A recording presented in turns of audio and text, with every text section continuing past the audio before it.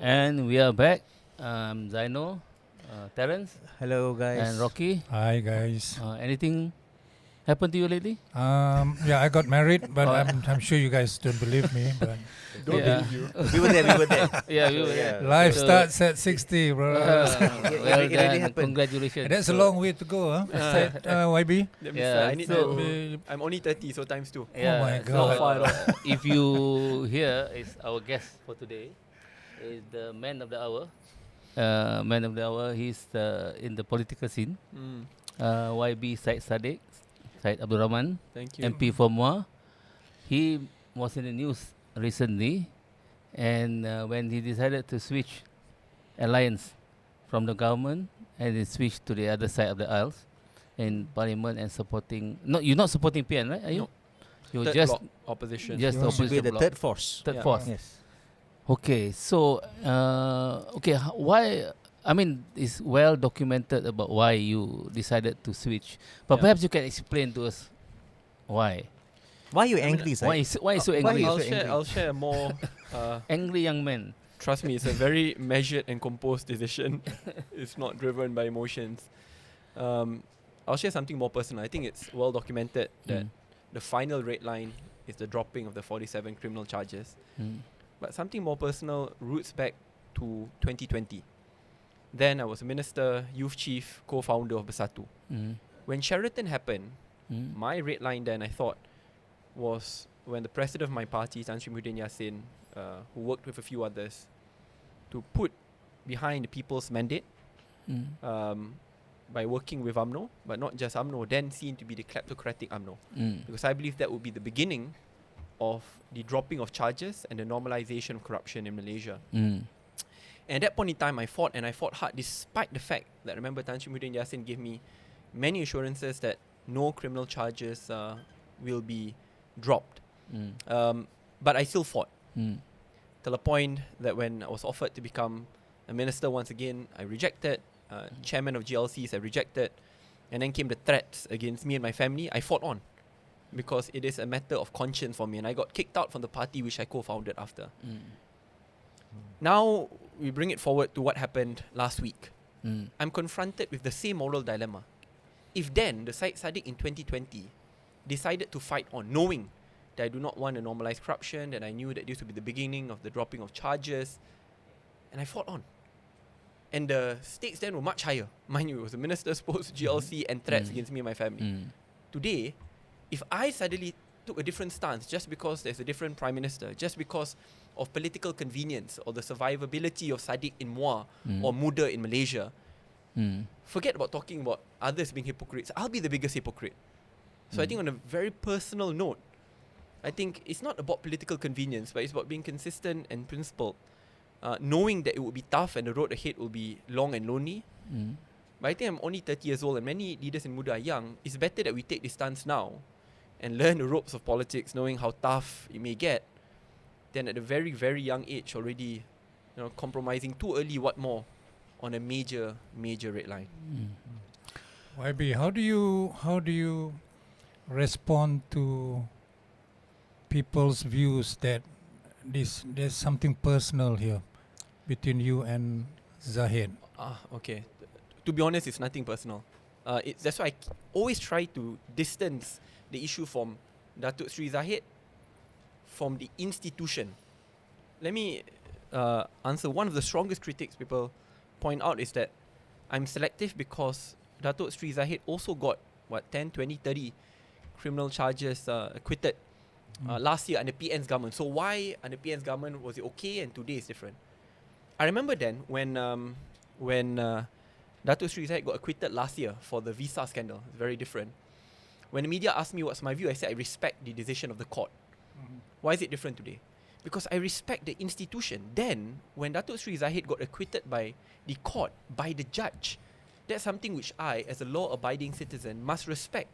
Because that's an institution in which I need to respect. I said if there are any wrongdoings, the government can appeal and the prosecutor can appeal.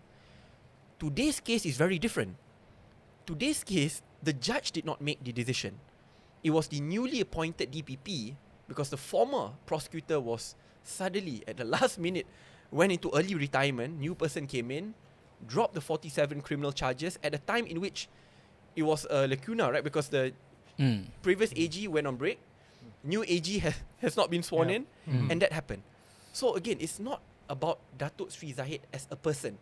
Okay. My biggest worry is that this will be the beginning of the normalization of corruption, because if no one speaks up, we are effectively sending a signal, hey, if this can happen, anyone in the future, right? I mean, I can steal to the tunes of the hundreds of millions.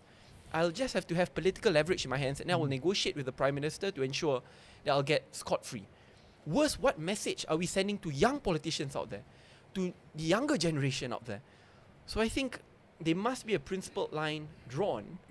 Even if in the future it's not Datuk Sri Zahid, it may be a politician who I adore. Same line must be taken. Because in the end, it is about the institution, not the leader. Are you presumably you are suggesting that the AG chambers is compromised? I believe on this matter, until and unless we separate the role of the AG and the prosecutor, it is compromised, or even if it is not compromised, it will forever be seen to be compromised. Why? Because in Malaysia, the AG reports directly to the Prime Minister and it's placed under the Prime Minister's office. Not just that. What gives even more speculation and credence was a statement by the Prime Minister after being queried by the media. The Prime Minister himself said that the AG met up with him many times to discuss about this case. The AG proposed this date or that date for the charges to be dropped. And the Prime Minister responded in this and that way. I mean, that clearly shows that there is no separation. These are not my words. This is the words of the Prime Minister himself. If that had happened in another country, that would immediately lead to either an impeachment or a proper investigation whether there was political interference or not. But in Malaysia, it's normalized. Because again, in Malaysia, I mean, there are many things you are normalized. In the UK, if you lie in Parliament, you are out. In Malaysia, if that happens, every day people will be kicked out of Parliament because lying is now normalized as well. So let's get the. Let's just be clear here. Zahid has not been acquitted. It's a discharge not amounting to acquittal. It's a sort of domiciles over his head. He can still be hauled back to court, where if the DPP finds new evidence. Okay, I mean, just to get that out of the way. So it's not an acquittal. But I have to answer this as well to make it very clear. Once there is prima facie, and I know because I went through it, once there is prima facie, that means there is enough evidence to convict unless there is a defense. So that means the previous DPP did a great job already. So the point in which you mentioned there needs to be new evidence, that's again under the speculation that you need new evidence to convict. No, there's already enough to convict, but now he needs to file his defense to quash that initial perception of conviction. So the question which many people are asking, at the end of the trial, very close to the decision, now already more than 100 witnesses have been called, thousands of documents and pages of documents standard. Why only at the end? What more? When the Prime Minister himself, when he was leader of opposition, that's why I said, I know people say, what about this case and that case, Syed and Kasim, what about, there will be so many different cases people bring up. But that's why you need to look at the scheme of things. Even before last election, then the leader of opposition said that he could have become Prime Minister by the collection of SDs. But the demand placed on him was for him to drop charges against Zahid and others. And he did not want to. But today, when he's Prime Minister, with the support of Zahid, made him Deputy Prime Minister and charges were dropped. Again, that leads to speculation. People ask, are you doing what you said you wouldn't do a few months ago before election, but now you're just doing it today? I mean, I'm pretty sure I'm not the only one asking this question because, again, when you look at the whole scheme of things from the beginning to the end, I think clearly there are errors and problems, and if we do nothing about it, we don't dare to speak up about it, my fear is this sends a horrible precedent for future politicians like myself and younger generations who aspire to join politics, that in the end, we can steal as much as we want, forget the country. It's all about political leverage and power. I'm surprised. I'm surprised that you are surprised. I to be honest, let me be very honest about this, right? I mean, people think why I'm surprised. I mean, because I was surprised. Then remember I told you in 2020, right? I mean, Anwar Ibrahim said it will not drop. Confirm drop. When Datuk Sri Ismail Sabri said, confirm, I said, will be dropped. President of UMNO. To their credit, they didn't drop. I mean, Datuk Sri Ismail Sabri is the not president, is the vice president of UMNO, a party man, did not drop. Did not drop. I mean, so I thought clearly a reform Prime Minister would not do it. I mean, Datuk Sri Ismail Sabri never claimed that he's a reformist, by the way. But he didn't drop it. So, the reason why I'm surprised, because I thought in the end, people say that the perjanjian, they'll promise, but in the end, they will not do it. But I think, Terence, I'm surprised that you're surprised. It's a play of what Tun Mahathir said when the AG dropped the charges against Lim Guan Eng in 2018. Okay.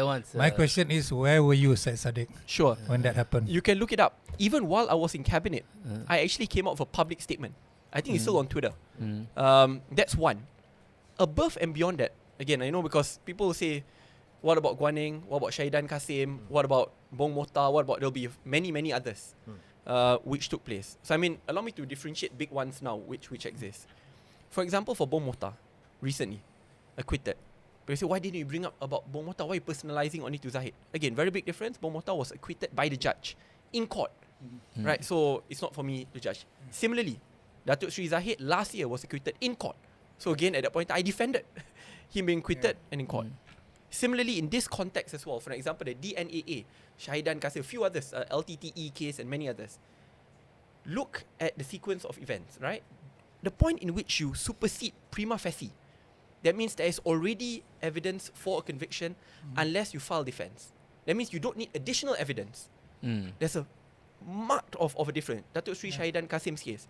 The main witness who lodged the report pulled out. I mean, I don't know how you're going to bring a case when the main person who lodged the report pulled out, unless the prosecutor can convince the person to testify again. So again, if you go case by case, it will be a very long explanation. But the final part is this. As I shared, this one is very unique. Before elections, there were already direct claims where the leader of opposition said that he is put under pressure to drop the cases in order to get the SD. He said it. And then after he formed government, he made Datuk Sri Zaid the Deputy Prime Minister. Immediately, cases were postponed time after time again under defense that he is the Deputy Prime Minister and has to attend cabinet meetings.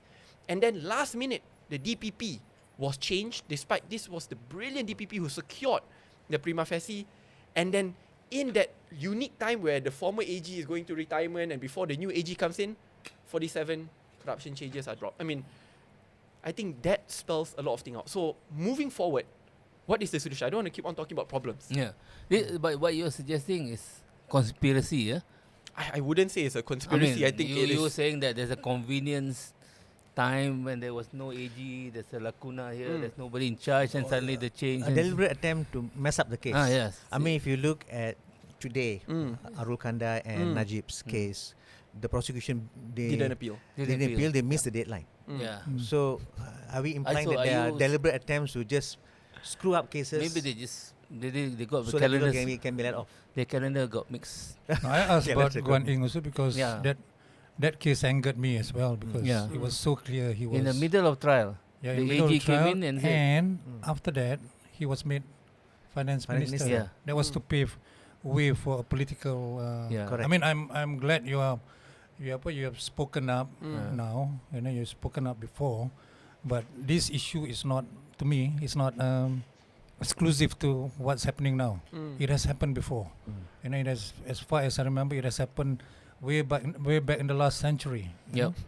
We have a system that and that's why the way forward, I mean, I've already mentioned about the problems. The way forward is to quickly decentralize power from the hands of the Prime Minister's office, put the AG and agency under AGC and the Parliament, so it no longer reports directly to the Prime Minister. The MACC must be placed under Parliament as well, not under the Prime Minister's office, and separate the role of the AG and prosecutor.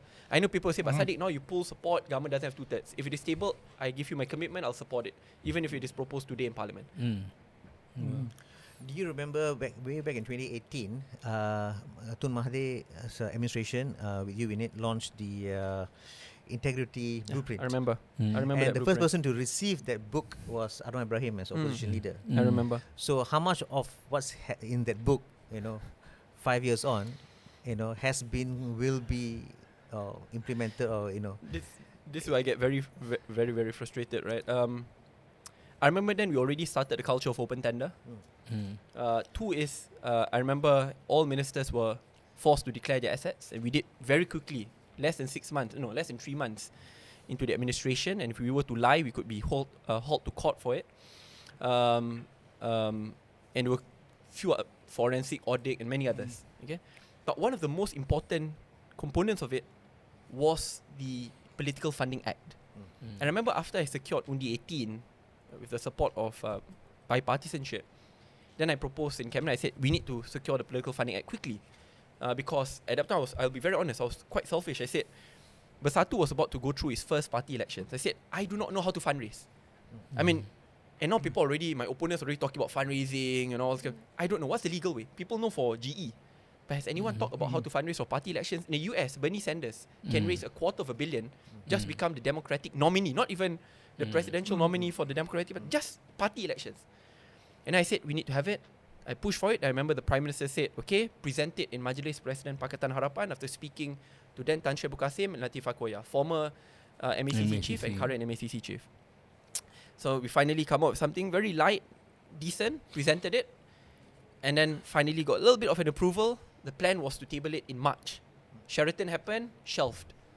So when I was in opposition, I went to see Datuk Sri Ismail Sabri. Then even when I was in opposition under Tan Sri Muhyiddin Yassin, I went to say, I said, do the CSA. I didn't talk about MOU, I said CSA. Get a package of reforms. At least we get institutions improved. So for future prime ministers, no matter who it is, Malaysia gets better. Today, please tell me, where are these things? We are about to enter 1 year. I mean, okay, forget talking about new things like Political Funding Act. Basic things. What about asset declarations?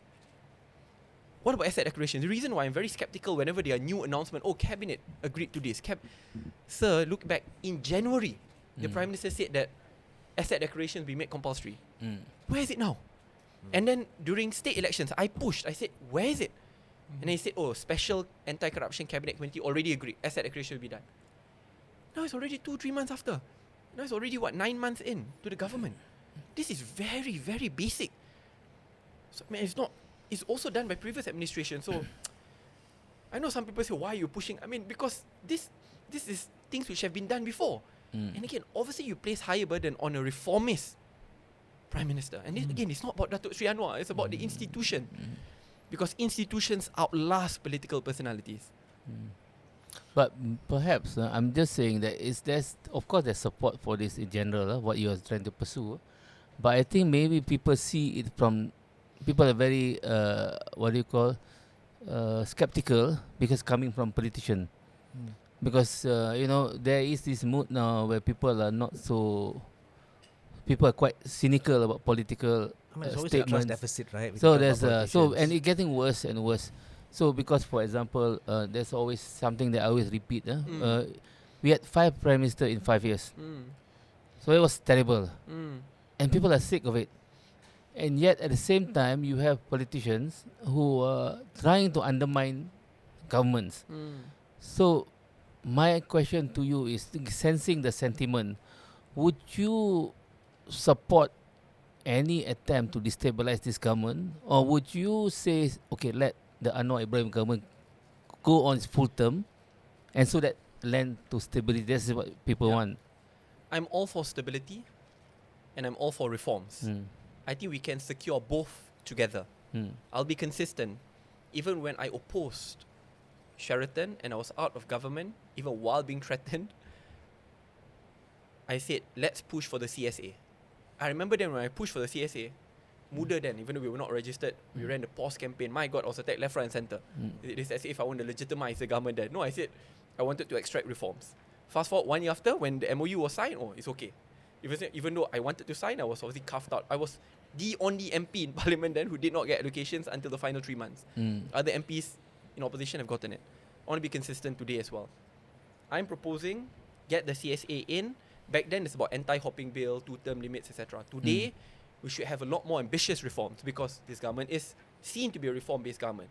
Separation of AG and prosecution, 2-term limits, Political Funding Act, reforms on citizenship laws, many others. I have my own wish list as well, right? Which I think, to be honest, some in government already share the same belief.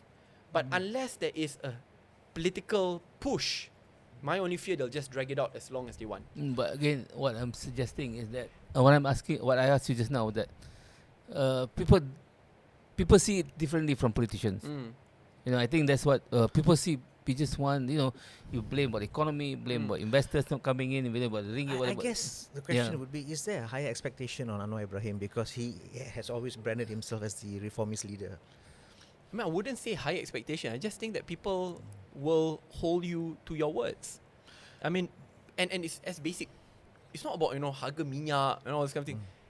You said before elections that you will not drop charges, you will fight on an anti-corruption platform, and immediately after election you do all of this. I mean, correct. So now this is the card he has been dealt with. Correct. Now he has to actually work with the Hoya Hoi cluster.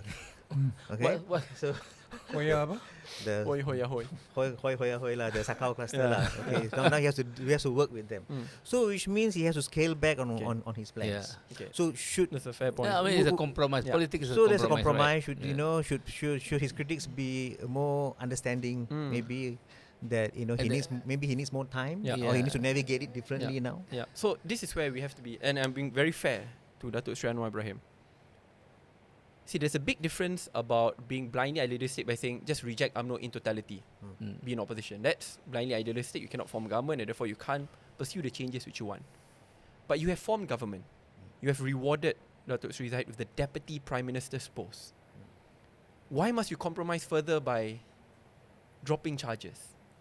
I mean, to me, there's no need for that. Mind you, both former Prime Ministers, Datuk Sri Ismail Sabri and Tan Sri Muhyiddin, had so much less support. Then 3-4 MPs could cause the collapse of the government. This government have a surplus, 40 plus MPs, 40 right, about that?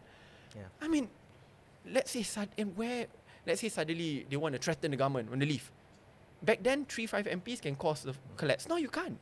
You really think that just because those who are corrupt threaten to leave, everyone in UMNO will leave, everyone in GPS, no, they won't. Right? Back then, you can afford to threaten because the margin was so slim. Today is huge. So that's the part which I don't understand. Are you willing to compromise everything to stay in power? I'm not. I'm not. He left the support. He moved his support to the government bloc. Okay, so it's interesting, because he's the one that keeps them on 2/3. Now he is like he can move around and throw his influence, for that's right. For You're the better little or for train that worse. could. Yeah. So one of the things you were saying just now, that you would support the government for any if they were consistent with correct some with values, Muda's values and Terence, you were saying about the well, one thing, the first striking thing is that once you lose your 2/3, you can't basically redraw the no gerrymandering. No gerrymandering. You can't redraw the border. I'm going to be very clear on this. I'm not here to hold government to hostage. If there are good bills, reform bills which require 2/3 majority, rest assured you have my support. I've shared a few examples, whether it's about access to citizenship, which involves women who gets married to a foreigner but the child is born abroad, and many others, all the reform bills. On gerrymandering and the redrawing, that actually only requires a simple majority. Datuk Sri Najib did that in early 2018. But what requires a 2/3 majority is the adding of seats. Again, that's a very sensitive issue. It's very hard for me to comment until I see the plan, right? Because the last thing which you want, for an example, is to make it even worse, malapportionment worse. Because remember, there are a lot of competing claims. There are competing claims that Pantai Timur, previously because they've been very PAS-centered, have been underrepresented. There are claims that Sabah Sarawak are being underrepresented, another side saying they're being overrepresented. So it's very hard for me to comment until I see the exact suggestion. But what I can say is, the others which are less complicated, very clear, whether it's on limiting the term of the Prime Minister to 2 terms, citizenship, separating AG from PP, and many others, count me in. The budget that's coming soon? Yeah, budget, government doesn't even need my support because it's a simple majority, and the government has way bigger than a simple majority. But I'll also give my commitment. If it is good, I will support. I have no problem supporting. But I will play my role as a vocal opposition. Rest assured, I won't be playing this 3R. I'm going to focus on issues. On the budget, I want to look at what the plans are to reform our education system, TVET. How will the government deal with JCOM, right? Which previously government said they want to abolish. Now they're giving pumping in tens of millions of ringgit. These are all things which I'll be looking at. So I want to scrutinize on policies and issues instead of dividing Malaysians on factors of race and religion. So today there was a video that got a bit viral about you meeting with the Perikatan National Bloc. So how are you managing their expectations? So this is the tough part, right? I mean, being part of opposition, obviously, I will engage with opposition. Similarly, when I was part of government, I'll have to engage with government MPs. And whenever I see people, why are you meeting up with like opposition? Right? I'm like, I'm in opposition. I mean, that is clear. You know, when the video came out, that was in the launch, MP's launch. Right. Hey, everyone is in the MP's launch. Why don't they come out videos of me talking with government MPs? But again, you know, they'll always show only one side of the story. But one thing which I've been very consistent from the start, since 2018, I do like working with everyone via a bipartisan platform on the nation's interest. On Undi 18, what many people didn't know, the reason it took me 1 year to convince Cabinet, because even Cabinet then said, they were not convinced I could secure 2/3. And when I met up then with Datuk Sri Zahid, Datuk Sri Najib, Tok Guru Hadi, Shamsuri to convince the leadership of UMNO and PAS, I was lambasted. They said, why are you meeting up with Najib? Described the court. I said, he is an MP. He is an MP. He will go through the court process. It's in Parliament. I must engage. Datuk is right. I must engage. Why are you meeting up with the President of UMNO? I mean, then I was lambasted. I will be consistent on that. But rest assured, if they are to play the politics of divisions, I will criticize. I will speak up. Right? If they don't speak a lot about policies, I will be the one speaking about policies. So tomorrow will be my stage to speak about RMK. I want to speak about core issues, about education, about food security, about institutional reforms. I don't want to just play the politics of toxicity and division, which in the end does not get Malaysia ahead. But however, can I stop engaging with MPs from all sides? I can't. That is my job as an MP to do that. But rest assured, I will not compromise on my principles. PKR, especially PH, being criticized by some quarters that they didn't do a good job in containing or engaging with Muda and Syed Saddiq specifically. Because I think, correct me if I'm wrong, that you had applied to join the PH coalition officially, but for reasons best known to them, they had basically thumbed their nose at your. So basically, they are now dealing with their own folly, lah. You know, so would it have? Is that also a factor in why you decided to pull your support from the government bloc? To be honest, that was never a factor discussed during the last meeting. The reason why we wanted to be part of PH is so that we have a seat at the decision-making table, so that when things like this happen, or even before it happens, we can get our views out quite decisively. However, before, when we were part of government but have absolutely no say in anything, yet we must bear the burden of every single bad decision. I mean, it's like taxation without representation.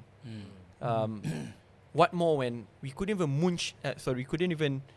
move the needle forward, and that's a major issue. However, let's say in another world, another reality we are in, and this still happens. Also, I'll still relate internally first, and if nothing budges, I still think the same decision would take place. YB, selalu ada orang kata apa Tun Mahathir cakap, YB Saddiq akan ikut. Kan dia kata macam ada apa, macam puppet on a string lah. Macam boneka . So apa komen YB? Saya ada dengar ni banyak kali. Banyaklah komen, diperalatkan, diperkudakan, cucu, atuk dan yang lain. Dan sejujurnya saya terima kritikan ini dengan hati yang terbuka. Cuma saya sarankan lihat saja kepada track record saya. Apabila saya dalam kerajaan pun ramai para menteri tahu. Sebagai contohnya isu gaji minimum yang ada tentangan daripada Tun, saya bangkitkan berkali-kali dan di dalam kabinet push nak kena kita dapat penambahan. Isu income supplement melalui Malaysia Kerja, 6.5 bilion ringgit peruntukan khas untuk menjana pekerjaan khususnya bagi anak muda. Pada peringkat awal tidak dipersetujui. Saya masa tu, Cintong, Tony Pua push really hard. Akhirnya kita dapat. Dan banyak lagi isu-isu lain. Tetapi salah satu perkara pasal tu, you must say it in his face lah, jangan buat dekat belakang. Memang saya buat perkara tersebut. Selepas kita keluar daripada kerajaan, Tun menggagaskan pejuang. Dia pujuk saya masuk, I told him to his face, saya tidak bersetuju. Jalan untuk kita menubuhkan lagi satu parti Melayu, masa itu sudah tamat. Dan saya tidak bersetuju. Dan saya ingat masa tu ramai yang kritik kata saya lupa jasa, tinggalkan Tun. Semualah. But we went on separate path. Saya tak tahu macam mana saya boleh jadi kuda ni sama. Tapi lawan Tun masa dekat Johor by election, lawan. Selawan semua pejuang. GE lawan. Masa tu tak ada pun kata-kata cucu Datuk ni kan. Sebab saya bersama dengan mereka. Oh, saya mereka bukan cucu Datuk. Tak bersama, habis. Lepas election terus. Bila kritik cucu Datuk, apa kena mengena kes pengguguran 47 kes rasuah dengan Tun M? Apa kena mengena kes LCS dengan Tun M? Saya nak ingatkan mereka dulu sebelum pilihan raya, mereka paling lantang bangkit ke isu ni. Pengguguran kes, kes LCS. Bukan Tun, mereka dalam PH. Apa saya buat hanya apa yang mereka lakukan sebelum ini. Hari ini, ya Allah, saya tak ingat pun diorang cakap jumpa Tun, skim dengan Tun. Tun tak, sejujurnya Tan Sri tak tahu, Tun M tak tahu, Ketua Pembangkang Datuk Sri Hamzah tak tahu. Tim PN ni semua, yang PN, luar PN, PN light, semua tak tahu pun yang Muda akan buat tindakan ini. Sampai diorang terkejut. Mungkin orang tengok kenapa diorang puji saya kat parlimen, sebab saya rasa diorang terkejut. Diorang tak sangka ahli parlimen kerajaan sanggup menggadaikan 3.8 juta ringgit. Ini belum masuk tawaran-tawaran lain ya, untuk mengambil keputusan yang berprinsip. They may not know that, tapi that's me. Saya ingat diorang guna gambar, tapi ada kamu berjumpa dengan Tun di Korea Selatan. Masya Allah. Betul ke? Dekat Korea Selatan tu, jemputan kerajaan Korea Selatan dalam forum yang dihadiri oleh Boris Johnson, mantan Perdana Menteri Australia, Israel. Saya bukan seorang. Saya, Cintong, Nicing. Tak ada pun dia kata dua timbalan menteri di AP ni ada dekat sana sekali. I mean, be realistic lah dalam bab ini. Ada bincang pasal PRN? Zero. Tak ada bincang. Politik tak bincang. Yeah? So, I mean, we have to be realistic on things like this lah. Tapi saya faham orang tengok, ni optics, persepsi. I can't stop that. But I want to be very clear here. I'm a straight talker. Memang tak adalah all this kind of conspiracy apa. Saya rasa diorang lagi terkejut dengan tindakan saya. Because I think even Tun and Tan Sri think, Saddiq ni most likely play safe. Dia kritik tapi lepas tu dia diamkan diri. Well, that's not me. You you made more impact in the last few days than you did during the state elections. So you want to just comment about, maybe people are questioning the significance of Muda, the effectiveness of Muda, looking at how you performed in the state elections. I mean, building the country takes time. What more building a party and winning public support? It's never easy and we never take it lightly. I mean, let's not forget there were parties who are hyper successful today, but 40, 50 years ago didn't win a single seat until like 2 or 3 electoral cycles and lost all their deposits. For Muda, while we didn't perform splendid in state elections, but we got 3 to 7% in 1 month of campaigning with almost minimal resources. I mean, back then I remember there were allegations we were funded by billionaires, but I think once they see of our campaign, they realize, actually these guys really don't have money lah, right? And I think we went public, we raised this specific amount of money, which was so small. I remember there was an UMNO leader who came to me. Our expenditure for 19 seats couldn't even fill up 1 seat for UMNO. I mean, their typical expenditure. But it's okay, we're new, we'll learn. However, do we only make moves based on political convenience? No. I mean, you invest in the long term. I remember then when we campaigned, we already warned the public and our constituents that if we don't send a wake-up call today, trust me, the government will see your support to them as a blank check to start releasing one by one accused in court. And I remember then when we mentioned this, people said, you have no proof this is going to happen. No, government will never drop charges. 1 month after, they drop charges. And I think now people start to realize. However, is that enough? It's not enough. I cannot just win support by saying that the other side is horrible, is corrupt. I need to prove that I have solutions. I'm better. That's what I remember when PN asked. I remember some in PN said, what is it? The Chinese love corruption. Some said that Chinese love corruption. That's why in Pulai, the Chinese still supported PH, even though they dropped criminal charges. Well, start learning how to talk about policies, how to draw a clear economic vision. How do you want to reform education? What can you do better? Show a good track record, or at least promise a better track record for the future. Stop always focusing so much on race and religion to a point that you are boxed into a coalition of race and religion. I mean, in the end, voters are very sophisticated, right? I cannot just say, oh, because the other side is corrupt, therefore they'll vote for me. No. I mean, in the end, they want to see what we can offer. So it takes time. I'm young, we have time. We can afford to walk the long road. Yeah, that back to that, because Muda, I mean the full name is Malaysian United Democratic Alliance. Yeah.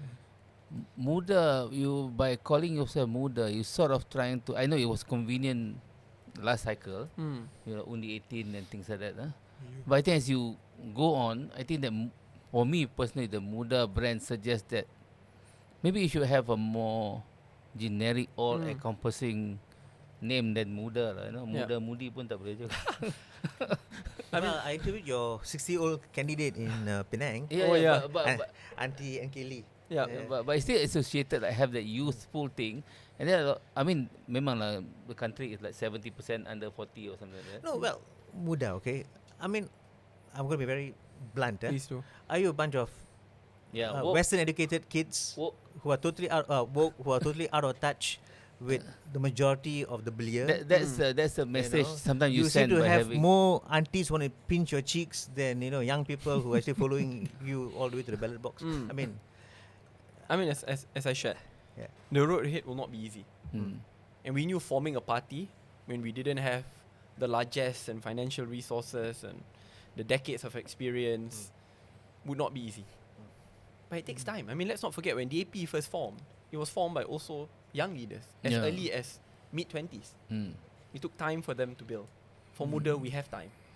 But to say that we're only a bunch of liberal elites in Bangsa, I think it's very, very wrong. I mean, just look at our leader composition. You have people like Sharizad Denchi, who's a vice president, a well-known agripreneur in Sabah, Ranau, having his own modern farms, who always talk about policies. Look at Amira Aisha, right? Someone who's from a B40 family in Kampung Melayu, literally in front of her house is a place where people sell drugs before,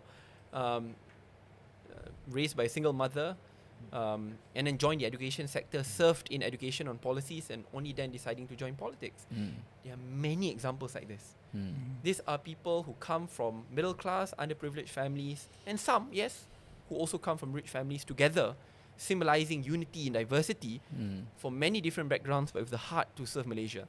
They are not reliant on political handouts. That's something we're very happy. That's why our cost is very, very low, because we don't have to pay them to do and to say what they say. Because they're here really to invest in the country's future. Well, I was thinking about rebranding Muda to be not just Muda lah. This is what I mean, to be honest, to me, when I see Muda, I don't see it as age. But it is, people see it that that okay. You see that as young. Well, I would like to see Muda, and I was just wondering if Muda should not start fighting for the rights and the benefits of senior citizens, maybe. Because right now we see a lot of aunties, like you said, supporting Muda. I would like to see Muda, like we are a community, a society where we hope that our young ones will take care of the old ones. I think you should. I would like you to do that. Muda to do that. Rest assured, sir. Actually, I've spoken about this issue many times about elderly care. Why? And in every single one of my speech about jobs, I'll touch on the fact that today, the majority of those about to retire barely have 10,000 ringgit in their savings. Exactly. And back then, 20 years ago, I mean, children, the young ones, as they enter the job market, will stay at their parents' house, rely on their parents before they get on their proper footing and move out. Today, the young ones are the ones who need to take care of their parents because their parents do not have enough retirement or savings. So, obviously there are a lot of solutions behind it as well. But you are absolutely right. That is a very serious issue. Terence, in Singapore recently, the Singapore government just introduced just they top up the savings of all CPF holders. You know, to the tune of maybe 7,000 Sing dollar per person. They call it the young seniors, people of Terence age, 50 and above. I mean, this is something. Obviously, you all have vested interest to ask you this question. You know, and we have a situation where EPF, like you said, you know, we got a lot of contributors with less than 10,000 ringgit in their. There's a orang kata apa, low hanging fruit lah. That's true. Definitely. Yeah. So when you become Prime Minister one of these days, this will be on top of your in your in-tray. You're gonna get me into trouble, and one thing which I realised, anyone who says it will get me into trouble. Terence, Rocky, and Zainul's retirement plan. But there has to be, when you go into politics, there must be an aim. I remember one politician came in, and then we were asked to talk to her and see what she can tell people about her. Say, what do you want to be? Oh, I want to help. No, what do you want to do? You want to be the Prime Minister? Or that's the aim. So when you go into politics, I'm sure obviously public service is part of it. But to be able to achieve a lot of things, you have to be in a position to be able to put things in motion. So being Prime Minister is perhaps the best way to get things going. To be honest, it depends. Why do I say this? I think as time passes by and more reforms are done, and decentralization of power from the hands of the Prime Minister is a lot more about the team than the Prime Minister. So let's say that it's a system, there's a situation in which I could be part of a team with a good Prime Minister. I'll feel very happy to be part of that team. I don't necessarily have to become the Prime Minister. One good example is now lah. This is not the team that Anwar Ibrahim went into the elections thinking that's going to work with, isn't it? YB ni orang muda remaja kan, yang selalu orang tertanya-tanya kan, bilakah YB akan makan nasi minyak? Kita ni dijemput makan nasi minyak. Itu sejujurnya soalan yang paling susah untuk saya jawab. Ya ke? Saya boleh jawab semua soalan dalam sesi ni. Dan saya akan cuba jawab sejujur mungkin. Ini salah satu soalan yang saya rasa kita klasifikasikan bahawa akta rahsia rasmi kerajaan. Ni nak kena tanya ibu bapa ke ni? Kalau tanya ibu bapa pun dia akan cakap benda sama juga. My mum lagilah. My mum dia akhirnya akan ada kuasa untuk veto. Oh ya. So, dia tapi ada calon ke? Dah berpunya kita kan? tunggu-tunggukan lah. Kita tunggu dulu. Tengoklah macam mana. When the time is right, the time is right. Saya rasa kalian mungkin lebih tahu. Dia nak dalam dunia politik ni, isteri teramat penting. Kerana dia perlu ada isteri yang memahami, yang boleh bertahan. Kalau tidak, sukar. Tapi masih di pasaran ke? Akta rahsia rasmi kerajaan. Jangan tunggu lama-lama. Okay. Thank you, YB, for having a good 45 minutes with us. Very interesting conversation about politics, about where you want the country to move forward to. Terima kasih and all the best. All the best for you. Thank you, as our third force. Yes. We'll be the best singles player ever. Hopefully not for long. Thank you, sir. Thank you.